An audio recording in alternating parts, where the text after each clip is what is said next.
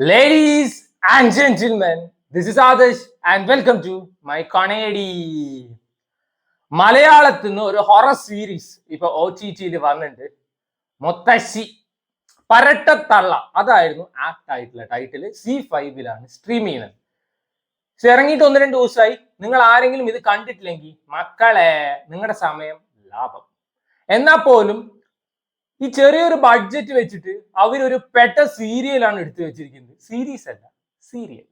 6 എപ്പിസോഡിന്റെ series ആണ്. ഏകദേശം 20 minute ഒക്കെ ഉള്ളൂ. അങ്ങനെ ഇറക്കിയത് തന്നെ തെറ്റാണ്.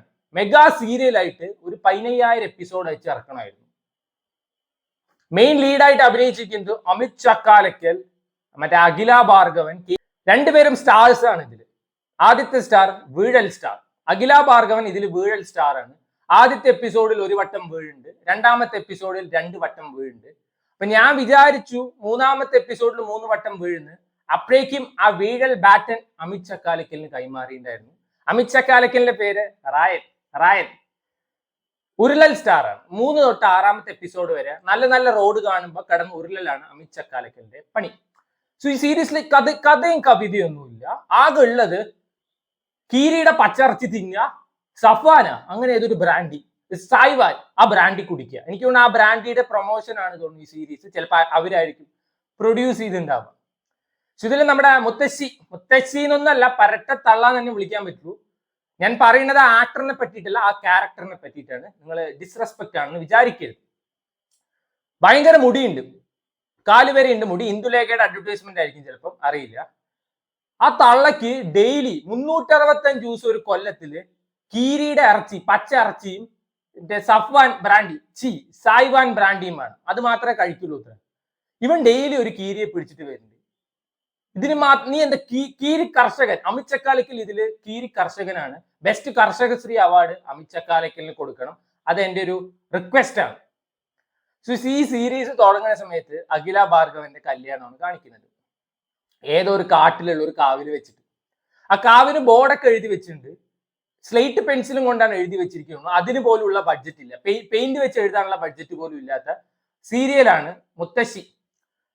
അപ്പൊ പെണ്ണിന്റെ അച്ഛൻ, 2 അനിയത്തിമാര് അമിത് ചക്കാലക്കലൊക്കെ നിൽക്കുന്നുണ്ട്. നിന്റെ അച്ഛൻ എവിടെ ചോദിക്കുമ്പോ ചൂണ്ടിക്കാണിക്കുന്ന ഒരു വിഗ്രഹമാണ് ഇത്ര അവന്റെ അച്ഛൻ. അമ്മ എവിടെ ചോദിച്ചപ്പോ അമ്മക്ക് കല്യാണത്തിന് വരാൻ പറ്റില്ല, അമ്മയ്ക്ക് വയ്യ. അപ്പൊ തന്നെ ആ തന്തപ്പിടിക്ക് മനസ്സിലാവേണ്ട ഇപ്പൊ മെന്റൽ ആണ് എന്നുള്ളത്. ഇല്ല, തന്തപ്പിടി ഇതിലെ ബുദ്ധിയില്ല. തന്തപ്പിടി മകളെ കെട്ടിച്ചു കൊടുക്കും. മകളാണെങ്കിൽ ഈ ജീവിതം മൊത്തം രായേട്ടനുള്ളതാണ്, രായേട്ടന്റെ ലീലയായിട്ട് കഴിയാനുള്ളതാണ് വേണ്ടി ഇവനെ കെട്ടുന്നു. സ്കൂട്ടർ ഉണ്ട്, കാർ ഉണ്ട്, ഡെയിലി കീരി ഇറച്ചിയുണ്ട്, ഡെയിലി സഫ്വാൻ ബ്രാൻഡി വാങ്ങിക്കാൻ കാശുണ്ട്, കറണ്ട് കണക്ഷൻ എടുക്കാൻ കാശില്ലാത്ത മുടുക്കനാടാ നീ. എന്റെ 5-ാമത്തെ എപ്പിസോഡ് ആകുമ്പോഴാണ് കറണ്ട് കണക്ഷൻ വരുന്നത്.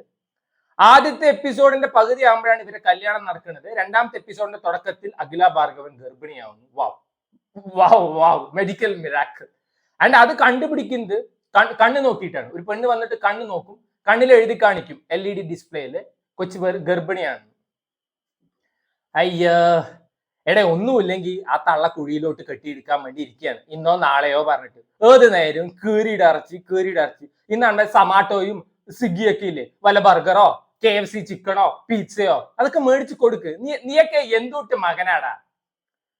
ഒരു പോയിന്റ് പോലും ഇത് കാണാൻ ഒരു ഇൻട്രസ്റ്റ് ഒന്നുമില്ല. യൂഷ്വലി ഹൊറർ എന്റെ ഫേവറേറ്റ് ജോണറാണ്. എടേ, നിങ്ങൾക്ക് ഡിപ്രഷൻ ഉണ്ടോ? ഈ സാധനം കണ്ടു ചിരിച്ചു ചാവും. അഖില ഭാർഗവന്റെ ഒക്കെ ഒരു അഭിനയം ഉണ്ട്, ഞാനൊന്നും പറയുന്നില്ല. കൊച്ച് വായയില് ഫെവിക്കോൾ ഒട്ടിച്ചിരിക്കുകയാണ് തോന്നുന്നു, അല്ലെങ്കിൽ പല്ലുവേനയെന്ന് തോന്നുന്നു.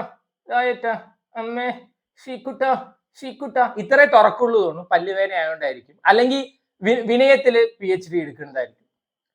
അമിത് ചക്കാലക്കൽ ആണ്. നിങ്ങളുടെ യൂട്യൂബിൽ ഇറങ്ങിയ സിനിമയ്ക്ക് ഇതിലും ക്വാളിറ്റി ഉണ്ട്. ഞാൻ ഇങ്ങേരുടെ ഫാനാണ്. I like this guy very much.